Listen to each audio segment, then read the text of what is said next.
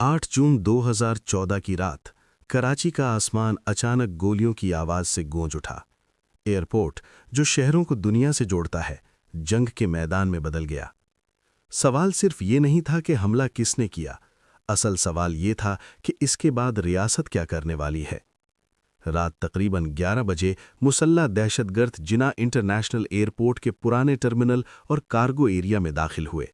उनके पास खुदकार हथियार, rocket launcher और खुदकश जैकेट्स थीं।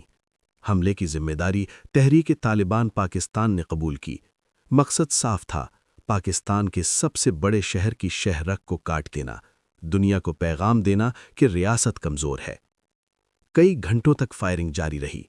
पाकिस्तान आर्मी, रेंजर्स और एएसएफ ने मुश्तरका कार्रवाई की। सुबह होने तक तमाम हमलावर मारे जा चुके थे, लेकिन कम से कम 30 अफराद जान से जा चुके थे। एयरपोर्ट बंद हो गया, बैनुल-अक़वामी परवाज़ें मुअत्तल, दुनिया की नज़रें कराची पर जम गईं।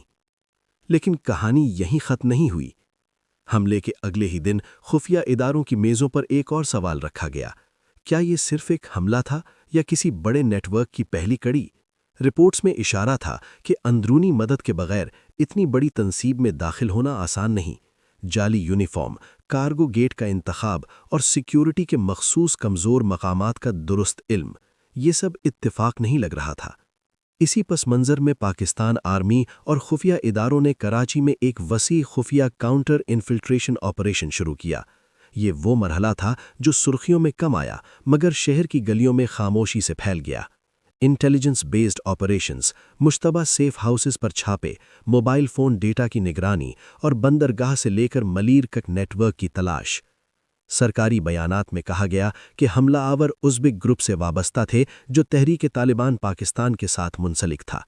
ये भी कहा गया कि कराची में मौजूद कुछ सहूलतकारों ने उनकी मदद की, लेकिन असल खौफ ये था कि अगर ये नेटवर्क मुकम्मल तौर पर बेनकाब ना हुआ तो अगला हदफ क्या होगा? बंदरगाह, न्यूक्लियर तंसीबात या कोई और बड़ा शहरी मरकज़? चंद दिन बाद एक और चौंका देने वाला वाक़या पेश आया। 10 जून को एयरपोर्ट के करीब एक और फायरिंग का वाक़या रिपोर्ट हुआ, जिसने खदशात को और बढ़ा दिया। रियासत को यकीन हो चुका था कि ये महज एक अलग थलग हमला नहीं। कराची में बरसों से जारी बदमनी, टारगेट किलिंग और जराइम पेशा ग्रोहों की मौजूदगी ने दहशतगर्द नेटवर्क्स को जगह दी थी। इसी पस मंज़र में सितंबर 2013 में शुरू होने वाला कराची ऑपरेशन मज़ीद तेज़ किया गया, लेकिन जून 2014 के बाद इसकी नौयत बदल गई।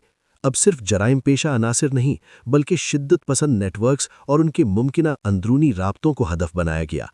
रेंजर्स को खुसूसी इख्तियारात मिले, दर्जनों मुश्तबा अफराद गिरफ्तार हुए, कई मुबैना सहूलतकार मारे गए। हर छापा एक सवाल के साथ होता था। क्या यही वो कड़ी है जिसने एयरपोर्ट के दरवाजे खोले थे?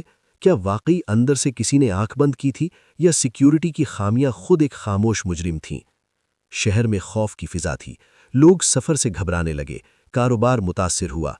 गैर मुल्की एयरलाइंस ने अपने सिक्योरिटी जायजे सख्त किए।